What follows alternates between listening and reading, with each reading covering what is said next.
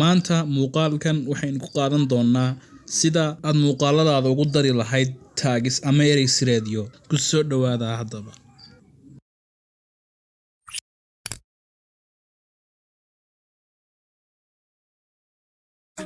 Bismillah, assalaamu calaykum waraxmatullaahi tacaala wabarakaatu. Muuqaalkeena maanta waxaynu ku qaadan doonaa sida aad YouTube-kaaga ama muuqaaladaada YouTube ugu dari lahayd taagis ama erey sireed ama waxyaabo lagu heli karo marka la baaro muuqaalkaaga.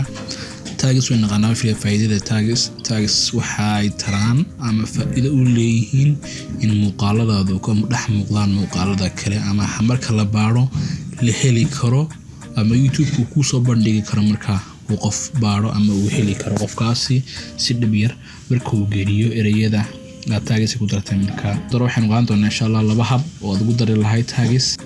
waxaynu soo sheegnay in si loogu daro taagis YouTube ay yihiin laba nooc. waxaynu ka horeyn doonaa habka dambe ku damayn doonaa insha Allah. habka koobaad waxa weeyaan waa adiga oo soo gala marka application-ka YouTube Studio ama laga maamulo. waxaan filayaa qof kasta inuu haysto ama garanayo.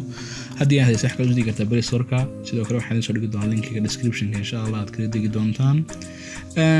YouTube Studio markaad soo gasho waxaad imanaysaa marka muuqaalka aad rabto inaad ku darto taagis ama erey sireed. waxaan muuqaalkan ku darsado aan erey sireed ama taagis. markaad muuqaal ku dhufato waxaad tagaysaa marka aad ku qoran tahay calaamadda qalinka ah ama edit-ka ah oo kale ah. markaad tagto calaamadda qalinka ah ugu horeyn waad sugaysaa marka intuu uu ka soo baxayo. hadda wuu inoo soo baxay. waxaad arki kartaa waxyaabo aad u fara badan ama settings fara badan. waxaan dhan uma baahnin markaynu waxaan u baahanahay taagis kaliya.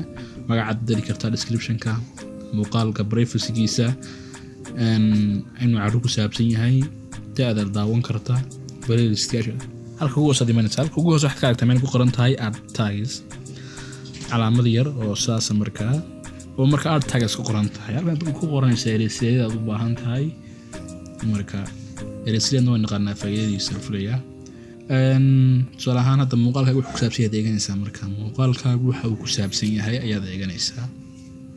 muuqaalkan wuxuu ku saabsan yahay smart text animation KineMaster ku sameynaya marka ama KineMaster Soomaali. marka qoraal dhaqdhaqaaqayo qurux badan sida ereyadaas aad ku qoray kartaa. waxaan qorayaa ugu horeyn waxaad sameynaysaa waxaad soo koobi gareynaysaa ciwaanka muuqaalka. waxaan onayaa select waan saaraya. waxaan onayaa select all kadibna waxaan onayaa copy. waxaan onayaa hagan ku basti gareynaya. marka ugu horeyn waxa koobaad aad qabataa ha noqdaan in ku copy gareyso muuqaalka. waxaan onayaa markaas si aan u save gareeyo calaamadda hoos u dhiga markaa waxaad aragtaa halka taagin inoo save gareyso. waxaan onayaa tusaalahaan KineMaster ku saabsan muuqaalku soo maaha KineMaster calaamaddaasaan ku dhufanaya markaa ama calaamadda hoos u baxo kala ah. waxaan oranayaa Soomaali. marka ereyada u baahan tahay tusaalahaan search engine-ka YouTube-ka xooga ku leh ayaad ku qoranaysaa. insha Allah waan ka heli doonaa taagiska ugu badan YouTube la isticmaalo. marka waxaan tusaalahaan smart text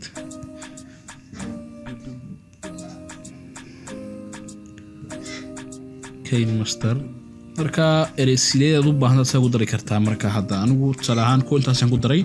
markaad ku darto marka ama dhamaystirato ama ereyada kale u baahan tahay ku darsato waxaad oranaysaa save ayaad oranaysaa. save markaad tiraado haddaan ku soo noqono waxaad aragtaa in ku darsameen ereyadaas ereyga koobaad oo ahaa ciwaanka ereyadan kale oo ku saabsan muuqaalka. marka aad u baahan tahay wax fara badan ku darsan kartaa. marka halkan hoose ilaa dhowr 20 ku dari kartaa ma filayaan qoraalka. waa sidaas. habka labaad ee nimaadno waxa weeyaan oo soo galay marka YouTube-kaaga caadiga ah ama application-ka YouTube caadiga ah kadibna suga inta uu ka soo baxay. markaad marka ku soo baxay YouTube-kaaga waxaad sameynaysaa waad soo galaysaa marka YouTube-kaaga kadibna waxaad imanaysaa muuqaalka aad u baahan tahay inaad ku darto waxaana fiican badan ayaad ka bedesho dhanka YouTube Studio. habkan waa hab kale haddii aan haysan application-ka markaa waxaana fiican badan inaad soo degto. waxaad imanaysaa xagga ugu hooseysa waxa ku qoran halkan hoose markaa taagisyadana marka waxaad imanaysaa taagiskaaga halka ugu dambeysa soo hadda kuwan ku daray markii dhaweyd waxaad oranaysaa markaa iyaga isaga comma uma ka horeysiinaysaa comma ayaad ka horeysiinaysaa halka ka horeysiinaysaa halkan calaamada hoos u dago kala ah isaga waxaad ka horeysiinaysaa comma waxaan oranaysaa ahaan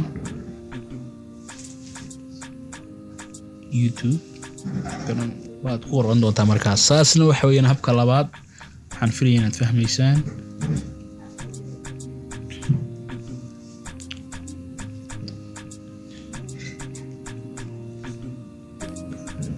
habka labaadna waa habkaas markaas waa ku qoranaysa ereyadaad u baahan tahay inta ay yihiin markaa adiga garanaya.